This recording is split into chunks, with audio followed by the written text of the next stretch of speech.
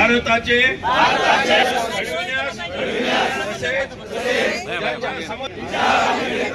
विश्वास श्रद्धा व उपासना यांचे अमित शहाचा करायचं काय अमित शहाचा करायचं काय करायचं काय डॉक्टर बाबासाहेब आंबेडकरांचा भारतीय संविधानाचा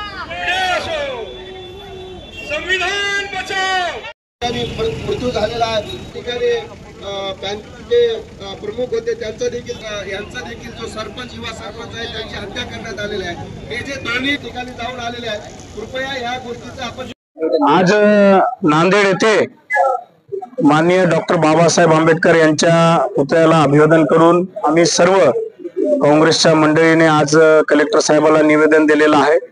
मागच्या 15 दिवसापासून आपण जो बघतो की डॉक्टर बाबासाहेब आंबेडकर असतील आणि संविधानाविषयी भाजपच्या सन्माननीय व्यक्तीकडून जे सततचं अपमान या ठिकाणी होत आहे, त्या अपमानाच्या विरोधात आम्ही आज या ठिकाणी मोर्चा काढून कलेक्टर साहेबांना निवेदन दिलेलं आहे।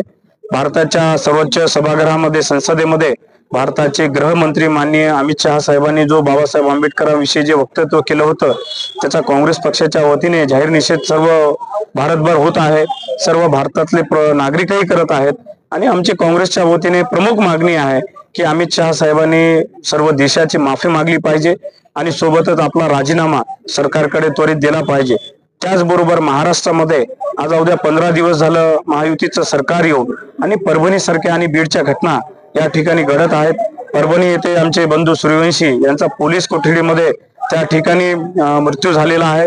त्याची सखोल चौकशी त्या ठिकाणी करावी आणि कडक कारवाई जे त्याच्यामध्ये दोषी असतील त्याच्यामध्ये कडक कारवाई करण्यात यावी। आणि दुसरे बंधू आमचे वाकोडे साहेब असतील त्यांचाही हृदयविकाराने त्या ठिकाणी मृत्यू झालेला आहे, त्याची चौकशी व्हायला पाहिजे। त्याचबरोबर सरपंच मसाजोगचे सरपंच संतोष देशमुख त्यांचा अपहरण करून त्या ठिकाणी हत्या झालेली आहे।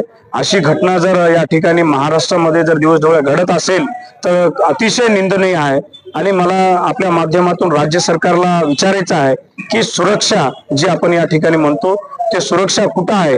एखाद्या सरपंचाचं अपहरण होते आणि त्याची हत्या केली जाते आणि त्याचा जो हत्येकरी आहे आज महाराष्ट्रामध्ये या ठिकाणी फिरत असताना सुद्धा त्याला अटक होत नाही। का होत नाही? कारण त्याचे लगेबंधे तिथल्या संबंधित लोकांशी, मोठ्या नेत्यांशी, बीडच्या सत्ताधारीशी लोकांशी आहेत असं म्हणलं जातं। तर त्यालाही आपण त्या हत्येकऱ्याला मारेकरी असतील त्यांना अटक करावं आणि कडक शासन करावं। या सर्वांच्या बाबतीत आम्ही आज मोर्चा काढला आणि जिल्हाधिकारी साहेबांना निवेदन दिलं।